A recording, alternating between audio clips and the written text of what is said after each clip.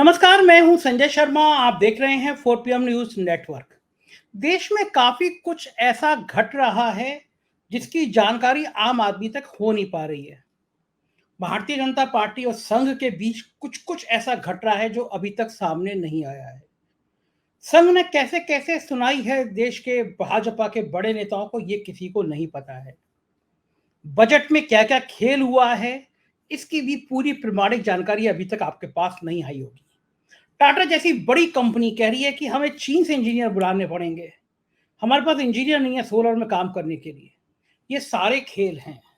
मुझे लगा इन सारे विषयों पे बात की जाए, और जब संघ की जानकारी मिली, वो नागपुर से छन के आई, तो नागपुर के उन पत्रकार से मैं आपकी मुलाकात कराने जा रहा हूँ, जो बिज़नेस पत्रकार हैं, लेकिन राजनीतिक सोच भी बहुत बढ़िया रखते हैं। बहुत गहरी पकड़ है उनको बिजनेस की और राजनीति की, दोनों खबरों की। सीधे चलते हैं नागपुर राजीव रंजन सिंह के पास और उनसे पूछते हैं चल क्या रहा है खेल। राजीव जी, बहुत बहुत स्वागत है आपका। आपने मुझे बताया कि नागपुर के लोग दिल्ली पहुंचे, गुफ्तगू हुई, लुईलू ईलू हुई। जरा विस्तार से बताइए कि क्या क्या हुआ, और क्या योगी आदित्यनाथ के जो तेवर है कि उन्होंने मोदी और शाह को नमस्ते करना भी बंद कर दिया है, क्या उसका परिणाम है ये इलू इलू जो दिल्ली में हुआ क्या? जरा विस्तार से बताइए। देखिए, एक बहुत बड़े बिजनेसमैन हैं जो भारतीय जनता पार्टी के काफी क्लोज हैं। उन्होंने कल फोन पे मुझसे बात किया और ये चीज मुझे बताया। ये कहीं पे भी पब्लिक डोमेन में ये इंफॉर्मेशन नहीं है, कहीं पे भी आपको ये सुनने को नहीं मिलेगा।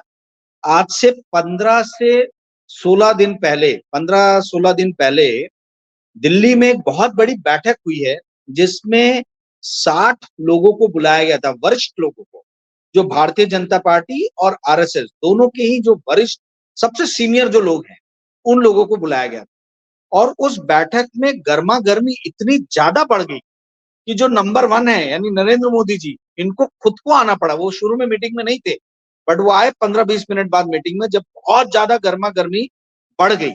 और उस मीटिंग के अंतर में कुछ वरिष्ठ लोगों ने, संघ के लोगों ने ये कहा कि हमने ये पार्टी जो है ये आपको एक ऐसी हालात में सौंपी थी जब भारतीय जनता पार्टी काफी सशक्त स्थिति में थी और यहाँ पे सब सफेद पोश साफ छवि के लोग थे। आज आपने इस पार्टी को क्या कर दिया? आपने इसमें आयात कर करके सभी पार्टियों के जितने धूमिल छवि वाले लोग हैं, उन लोगों को आपने आयातित किया है, जिन पे पहले ही आपने आपने आरोप लगाए और आज वो लोग भारतीय जनता पार्टी के अंदर आ गए। तो हम तो लोगों को जवाब देने में असमर्थ हो रहे हैं कि आखिर भारतीय जनता पार्टी की ऐसी क्या मजबूरियां थी कि इनको इस तरीके के लीडर्स, जिनकी दागी छवि है, जो भ्रष्टाचारी माने जाते हैं, उस तरीके के लीडर्स को पार्टी के अंदर में एंट्री देनी पड़ी। पहली बात ये हुई। दूसरी बात, काफी सीनियर आदमी ने स्पष्ट रूप से मोदी जी को कहा कि भारतीय जनता पार्टी आपको कोई विरासत में नहीं मिली है।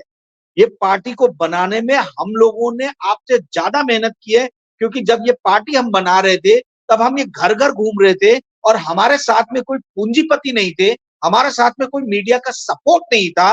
बिना किसी सपोर्ट के हम पोटली में खाना बांध के घर घर घूम के हम लोगों ने इस पार्टी को खड़ा किया है। और आज ऐसे ही जो निष्ठावान पार्टी के कार्यकर्ता हैं, उनको हाशिए पे धकेल दिया गया है। और जब सत्ता पे आ गई है पार्टी, तो सत्ता की मलाई खाने वाले सारे आयातित लोग हैं। और बात भी सही है। देखिए संजय जी, यदि आप देखें, जितेंद्र प्रसाद से लेके तो ज्योतिरादित्य सिंधिया तक, मतलब आपको ऐसे बहुत नाम दिख जाएंगे, हेमंत बिस्व शर्मा, जो बाहर से आए हैं और बाहर से आके आज वो लोग पार्टी में बहुत बड़ी पोजीशन पे बैठे हुए हैं। तो इससे जो कार्यकर्ता है, अशोक चौहान को देख लीजिए, जिस दिन लाए पार्टी में उस दिन राज्यसभा दे दिया। तो पार्टी के अंदर के लोग जो हैं, जो निष्ठावान कार्यकर्ता हैं, वो बहुत चिढ़े हैं और उनको ये मालूम है कि ये बात जो है, ये संघ के वरिष्ठ लोग, जो नरेंद्र मोदी से भी वरिष्ठ हैं, वही सिर्फ इन बातों को उठा सकते हैं। तो इनको क्लियरली कहा गया कि आप नंबर 1 है, पर नंबर 2, नंबर 3, नंबर 4 पार्टी के अंदर में आप डिसाइड नहीं करेंगे। ऐसा नहीं होगा कि गुजरात से ही नंबर 1 आएगा और गुजरात से ही नंबर 2 आएगा और बाद में जब नंबर 2 नंबर 1 बन जाएगा तो नंबर 3 यानी जो बाद में नंबर 2 बन जाएगा, वो भी गुजरात से आएगा। ये आप डिसाइड नहीं करेंगे। आप सत्ता में हैं, आपने सत्ता के नियम बनाए हैं कि 75 साल के बाद में जो भी आदमी आएगा वो मार्गदर्शक मंडल में चला जाएगा। तो हमें ऐसी उम्मीद है कि आप इसको फॉलो करेंगे। ये इस तरीके की बहुत ही कठोर बातें हुई हैं। नरेंद्र मोदी का बोलते चेहरा एकदम छोटा हो गया था उस मीटिंग के बाद, और इसीलिए ये किसी कोई मीडिया ब्रीफिंग नहीं दी गई है, कोई कहीं पे भी ये बात नहीं कही गई। इसलिए आप अमित शाह को भी देखिए, अमित शाह एकदम लाइमलाइट से दूर है, अमित शाह एकदम दूर हो गए।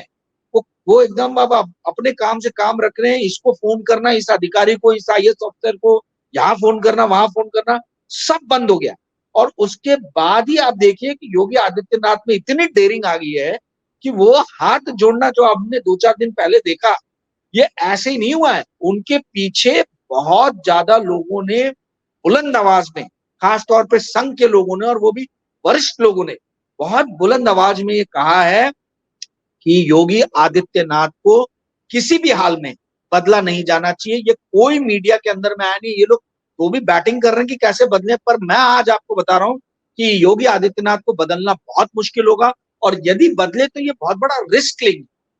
हिस्ट्री से इनको लेसन लेना चाहिए, सबक लेना चाहिए। देखिए ये सेम चीज आप याद कीजिए अटल बिहारी वाजपेयी के टाइम में हुआ था कि कल्याण सिंह से बहुत चिढ़ गए थे, और जहां तक मुझे याद आ रहा है राम प्रकाश गुप्ता नाम था, कोई गुप्ता साहब थे, उनको चीफ मिनिस्टर बनाया गया जी। और आप देखिए उसके बाद में सत्ता से भारतीय जनता पार्टी 15 साल के लिए, 20 साल के लिए मेरे ख्याल से एकदम दूर होगी, सत्ता से एकदम दूर होगी। तो यही समझाया जा रहा है कि भाई हिस्ट्री से आप सबक लीजिए। यदि इस बार फिर से आपने ये करने की कोशिश की तो वही राम प्रकाश गुप्ता और कल्याण सिंह वाला एपिसोड होगा।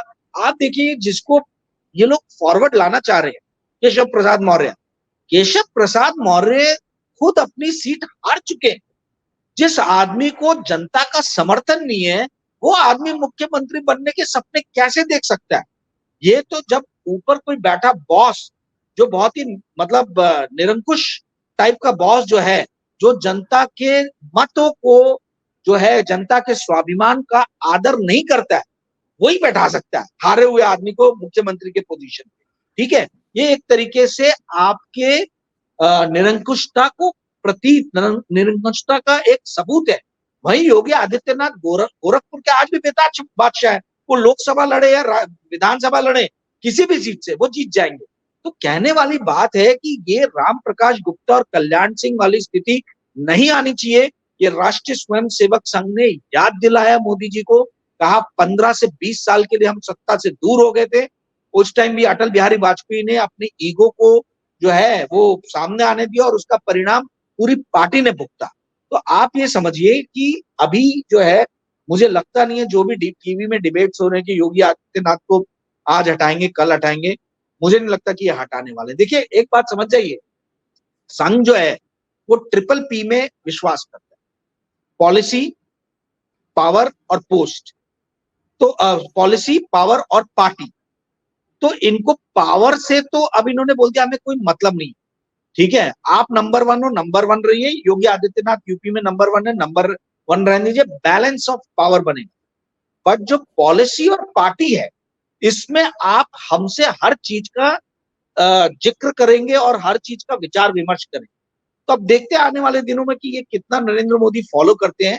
परंतु ये 15 दिन पहले जो मीटिंग हुई है, उसी के हम जो बंद दरवाजे के पीछे हुई है, जिसकी जानकारी मीडिया को नहीं है, उसी के हम सारे के सारे अब देख रहे हैं एक एक करके कि किस तरीके से बॉडी लैंग्वेज से समझ में आ रहा है। और उसके बाद जो है आप देखिए यूक्रेन चले गए, यहाँ वहां, इन्होंने आरएसएस में बोला कि आप अपना काम कीजिए, फॉरेन ट्रिप करना जो करना कीजिए, पर दूसरों के काम पे हस्तक्षेप मत डालें। तो योगी आदित्यनाथ को फ्री हैंड है आगे आने वाले कुछ मेरे ख्याल से महीने या साल तक, जब तक आरएसएस पीछे खड़ा है।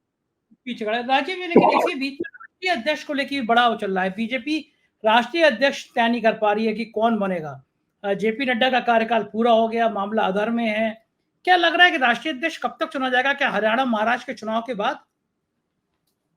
देखिए मुझे यहाँ लगता है कि केशव प्रसाद मौर्य ने थोड़ी सी इमेच्योरिटी दिखाई। अगर ये यूपी का सीएम बनने के बदले जो इनको राष्ट्रीय अध्यक्ष बनाने की बात चल रही थी, वो यदि वो भी मतलब उनका भी नाम था कई लोगों के बीच में, तो ये यदि उसी की तरफ फोकस करते तो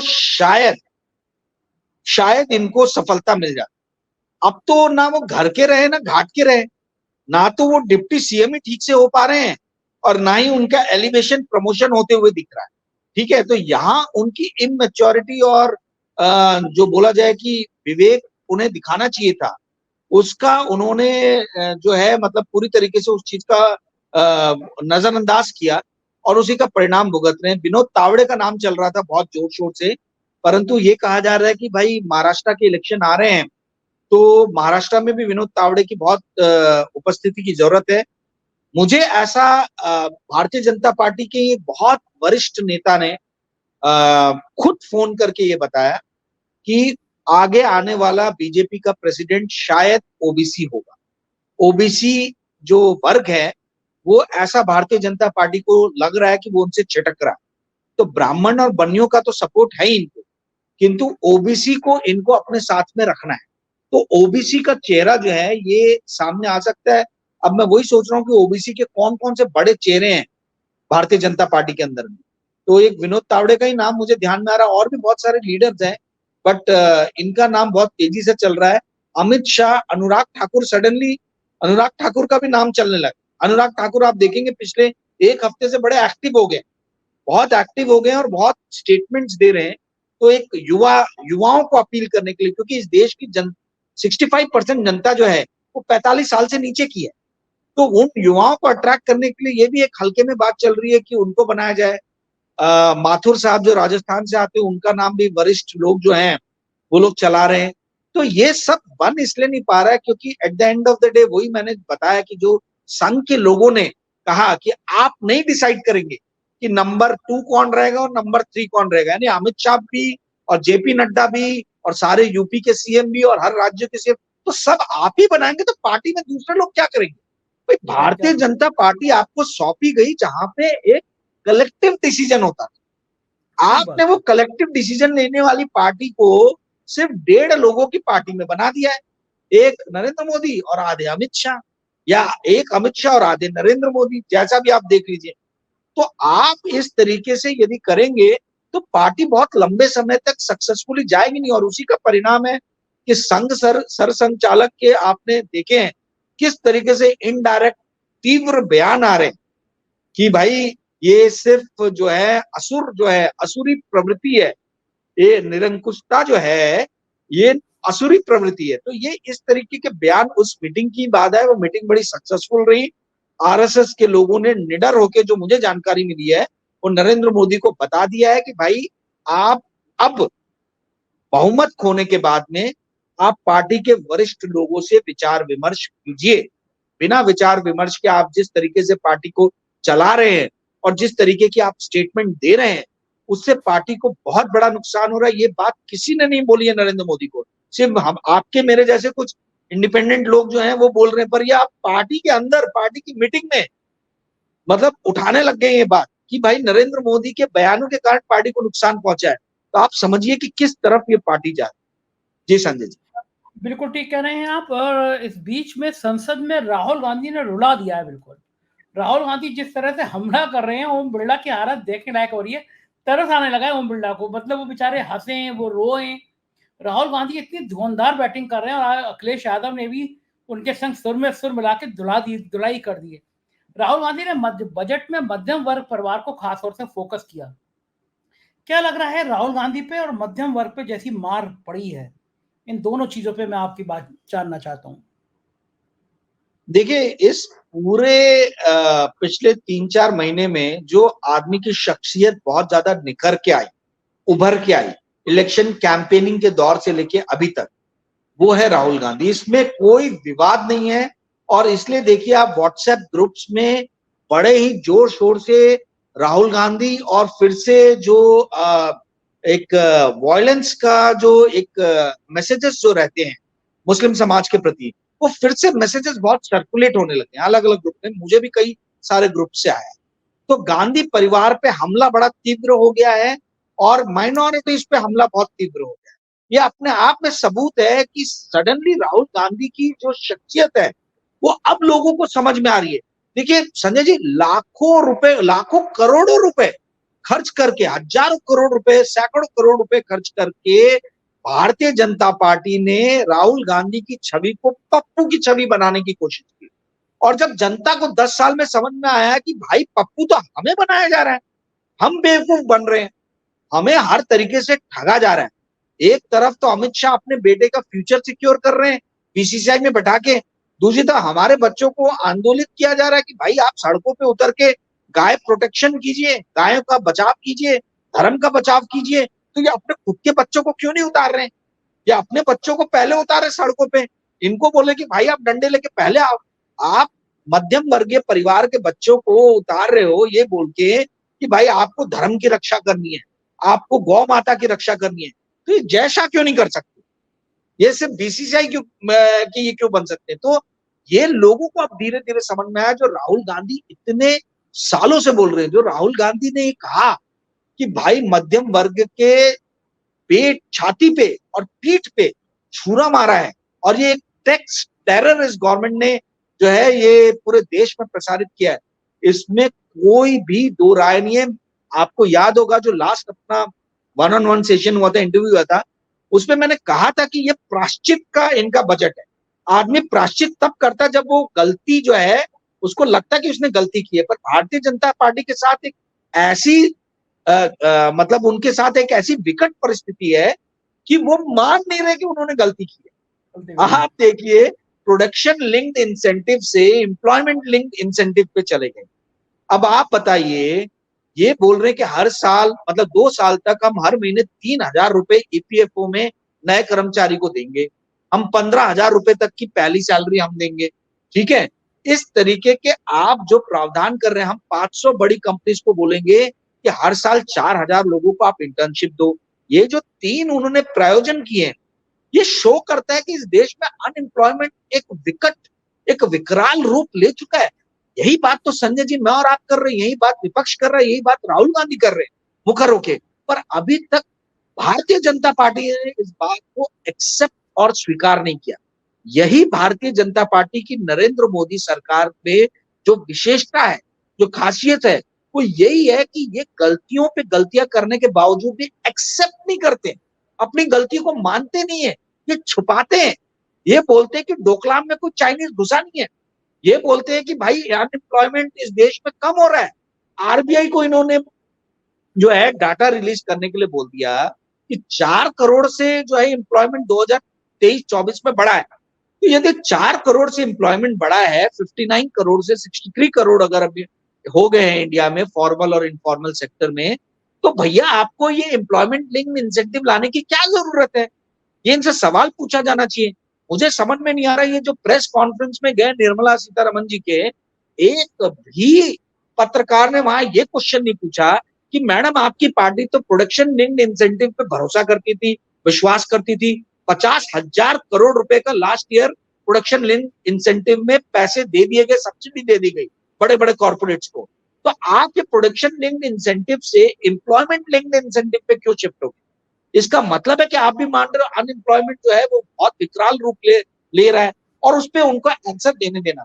पर वो ना किसी ने सवाल पूछा, ना उस सवाल का जवाब निर्मला सीतारमन ने दिया।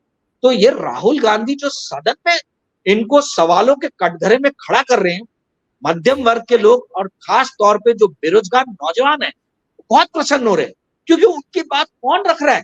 भाई उनको तो प्लेटफॉर्म चाहिए ना, उनकी बात कोई तो सदन में रखे। तो राहुल गांधी उभर के आ रहे हैं एक ऐसे युवा नेता के रूप में जो युवाओं की समस्याओं को सामने रख रहे हैं, और आज नहीं तो कल भारतीय जनता पार्टी को उसका खामियाजा भुगतना पड़ेगा। शुतुरमुर्ग कितने भी रेत में अपने गर्दन को घुसा ले, वो सच्चाई से दूर नहीं जा सकती है। शुतुरमुर्ग के पास में शिकारी आता है तो वो शिकारी से दूर भागने के बजाय वो रेत में अपना चेहरा छुपा लेती है तो मुझे शिकारी दिखेगा नहीं। तो ये जो भारतीय जनता पार्टी का जो ये स्ट्रेटेजी है शुतुरमुर्ग वाली, ये स्ट्रेटेजी आज नहीं तो कल उनको बहुत भारी उस चीज का नुकसान उठाना पड़ेगा। जी संजय जी। बिल्कुल ठीक कह रहे हैं, भारी नुकसान उठाना पड़ेगा, देख के भी लग रहा है। आपने डोकलाम की बात करी तो मुझे याद आया कि मैंने बिजनेस स्टैंडर्ड में खबर पढ़ी थी कि टाटा चीन के इंजीनियर मंगा रहा है, शायद सोलर प्लांट के लिए उनको स्पेशलिस्ट जो चाहिए वो चीन के इंजीनियर चाहिए। मतलब टाटा जैसी कंपनी, उनको भारत में इंजीनियर नहीं मिल रहे हैं, उनको इंजीनियर चाहिए तो वो चीन से मंगा रहे हैं। क्या हमारा देश ऐसे इंजीनियर पैदा नहीं कर पा रहा है कि जो चीन के इंजीनियर का मुकाबला कर सके। कहाँ तो हम चीन को आंखें दिखा रहे हैं, प्रधानमंत्री जी बड़ी बात कर रहे हैं, और टाटा जैसी कंपनी चीन से इंजीनियर मंगा रही है। क्या मामला है कि क्या हो गया, टाटा को चीन की जरूरत क्यों पड़ रही है? ये बहुत ही दुर्भाग्य और शर्मनाक बात। आप यदि आज देखें तो रिलायंस इंडस्ट्री के बैलेंस शीट पे 1 लाख करोड़ के आसपास कैश है, और इस साल में उन्होंने 10 लाख करोड़ का टर्नओवर क्रॉस किया है। टाटा ग्रुप भी उसकी आसपास में है। अदानी जो है वो भी बोलता है कि भाई 15-20 हजार करोड़ का हम प्रॉफिट बनाते हैं। तो ये क्या प्रॉफिट कागजों में है, या आप ह्यूमन रिसोर्सेज पे क्यों नहीं खर्च कर रहे? ये शर्म की बात है कि इस देश में इतने बड़े बड़े कॉर्पोरेट हाउसेस जो है वो इस देश के अंदर में अपने ही देश की जनता को टेक्नोलॉजिकली साउंड बनाने के लिए R&D में, रिसर्च एंड डेवलपमेंट में खर्चा नहीं कर रहे हैं। मैंने एक स्टोरी किया था 1.5 साल पहले, गूगल पे होगा अवेलेबल, कि 0.6% जो है सिर्फ हम अपने R&D पे खर्चा करते हैं, ठीक है। और हमारे देश में पर मिलियन 138 रिसर्चर्स हैं।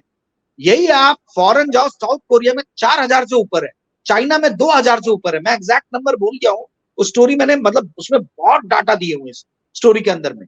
मैंने यही बोला था कि भाई जो पेटेंट है, पेटेंट के नाम पे और IP टेक्नोलॉजिकल ट्रांसफर के नाम पे हर साल इस देश से $8.5 बिलियन, यानी लगभग 70 से 75 हजार करोड़ रुपए हर साल इस देश से बाहर जा रहे हैं। और ये शर्मनाक बात है।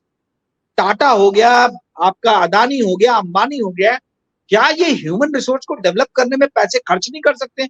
और मैंने ना जाने अनगिनत बार इस बात को उठाया है कि चाइना से ओपनिंग अप, यानी चाइना के क्लोज आने का सबसे बड़ा जो फायदा होने वाला है वो किन को होने वाला है? यही बड़े कॉर्पोरेट्स को होने वाला है। और इसमें भी सबसे ज्यादा फायदा किसको हो रहा है? अदानी को हो रहा है। चैंग चुंग लिंग जो एक ताइवानी सिटीजन है, वो उन्होंने इन्वेस्ट किया है। चाइना चाइना के पावर प्लांट इक्विपमेंट जो है अदानी के हर पावर प्लांट में है। आप देखिए उन्होंने एक एप्लीकेशन किया था, और टाटा ने भी एप्लीकेशन किया कि भाई चाइनीज जो इंजीनियर आ रहे हैं उनका 4 महीने में पासपोर्ट का क्लियरेंस होता है, उस अवधि को कम किया जाए। अब वो 15 दिन के आसपास हो गई है। तो आप ये अपने एक तरफ तो आप make in India, skill India, stand up India, ना जाने क्या क्या पॉलिसी रन कर रहे हो, वहीं दूसरी तरफ इस देश में हर साल 10 लाख के ऊपर इंजीनियर निकल रहे हैं। आप उनको क्यों नहीं आप ट्रेन कर रहे हो? आपके बुक्स पे आप हजारों करोड़ का प्रॉफिट बना रहे हो। तो ये हजारों करोड़ का प्रॉफिट जा कहां रहा है? ये क्या शादियों में खर्चा होने के लिए जा रहा है? क्या ये विदेश में घूमने के लिए जा रहा है? क्या ये विदेश में एक्विजिशन के लिए जा रहा है? आप देखिए टाटा ने, देखिए टाटा एक टाइम में बहुत ही टावरिंग कंपनी ग्रुप हुआ करता था, ठीक है। पर रतन टाटा के गाइडेंस में जो है ये टाटा ग्रुप जो है, इसकी फिलॉसफी और पॉलिसी जो है, कॉर्पोरेट पॉलिसी, कंप्लीटली दूसरा रास्ता इसने इख्तियार कर, और मेरी नजर में वो रास्ता बहुत गलत था। इस पे बहुत वाद विवाद हो सकता है, ये मेरा पर्सनल ओपिनियन है। आप देखिए आज इंडिया का सबसे बड़ा दुश्मन जो है वो चाइना नहीं है, पाकिस्तान नहीं है, वो है इस देश में फैली अनएम्प्लॉयमेंट। जो बेरोजगारी की समस्या जो है वो देश का सबसे बड़ा दुश्मन है। अब रतन टाटा के अंडर में टाटा ग्रुप ने भारत में इन्वेस्टमेंट करने के बदले $6.2 बिलियन का कोरस जो यूके में है और नीदरलैंड में जो स्टील प्लांट्स थे उनका एक्विजिशन किया। फिर उसके बाद में लैंड रोवर खरीदा आपका, उसका एक्विजिशन किया $1.2 बिलियन में। यानी आपने करीबन 7.5 से 8 बिलियन डॉलर जो है, अगर 80 रुपए एक डॉलर में पकड़ूं तो 65,000 करोड़ के आसपास में, 64-65 हजार करोड़ रुपए आपने इंडिया से बाहर निकाल दिए फॉरेन के एक्विजिशन में। कोरस के पावर प्लांट इनको बंद करने पड़े हैं, बहुत सालों तक कोरस के पावर प्लांट लॉस में चले हैं। तो आपने इंडिया से जो प्रॉफिट कमाया, भारत से जो प्रॉफिट कमाया, वो प्रॉफिट आपने फॉरेन में लगा दिया। भाई देश को उस पैसे की जरूरत है, इस देश में रोजगार क्रिएट करना चाहिए था। रतन टाटा ने इस बारे में सोचा नहीं, और रतन टाटा की मीडिया में और लोगों में ऐसी छवि है कि उनके अगेंस्ट एक लाइन बोल दो तो आपके ऊपर 100 लोग जो है कुदाली लेके चढ़ जाएंगे, ठीक है। मतलब उनकी फैन फॉलोइंग, ये सब मीडिया की स्ट्रेटेजी है। देखिए नीरा रडिया जैसा इतना बड़ा स्कैम आया कांग्रेस के टाइम में आया, तो स्कैम को दबा दिया गया, पूरे के पूरे स्कैम को दबा दिया गया। तो आप उसमें रतन टाटा का इन्वॉल्वमेंट था, बड़े बड़े हमारे सो कॉल्ड पत्रकार भाई बंधु लोग जो है वो लोग इन्वॉल्व थे इसके अंदर में। तो आप ये समझिए कि भाई अनेकों गलत चीजों में लिप्त होने के बाद भी एक ऐसी छवि बनाई गई है मीडिया के द्वारा कि भाई ये ग्रुप जो है वो बहुत ही साफ और पाक सुथरा काम कर रहा है। नो डाउट वो काम बहुत सारे अच्छे भी कर रहे हैं, परंतु जो काम अच्छे नहीं कर रहे उसकी समीक्षा होनी चाहिए, उस पर वाद विवाद होना चाहिए, उस पर विचार विमर्श होना चाहिए। आप पूरी तरीके से एक बैन लगा दो कि नहीं, जो भी टाटा के अगेंस्ट बोलेगा वो गलत बोलेगा, तो इस तरीके की जो थिंकिंग हो जाती है, दिस इज अगेंस्ट डेमोक्रेसी। आप देखिए संजय जी, 64-65 हजार करोड़ का इन्वेस्टमेंट यदि भारत में टाटा ने किया रहता तो कम से कम और कुछ नहीं तो 2 से 3 लाख नए रोजगार के सृजन के अवसर पैदा हुए थे। तो क्या ये नौकरियां देश को नहीं चाहिए थी? आप भारत से बाहर पैसे लेके जा रहे हो। तो ये कहना टाटा का कि आप चाइना से हमें इंजीनियर आने दीजिए, इनको बिल्कुल भारत सरकार को रोकना चाहिए और कहना चाहिए कि आप 6 महीने में ट्रेन कीजिए, आप ट्रेन कीजिए इनको, अपने इंजीनियर्स को IIT से जो निकले हैं उनको हायर कीजिए और उनको ट्रेन कीजिए। ये आपकी ना केवल एक रिस्पॉन्सिबिलिटी है अपनी कंपनी के प्रति, परंतु देश के प्रति भी ये रिस्पॉन्सिबिलिटी है। इस रिस्पॉन्सिबिलिटी का निर्वहन कीजिए। आप PLI प्रोडक्शन लिंक्ड इंसेंटिव का तो भरपूर टाटा ग्रुप की कंपनीज फायदा उठा रही हैं, तो अब क्यों उनको बाहर से इंजीनियर बुलाने पड़ रहे हैं? इंडिया के अंदर में क्रिएट कीजिए या चाइना में भेजिए अपने इंडियन लोगों को, वो वहां से लर्न करके आएंगे टेक्निक्स जो भी हैं। पर आप बाहर से लोगों को आयातित नहीं कीजिए।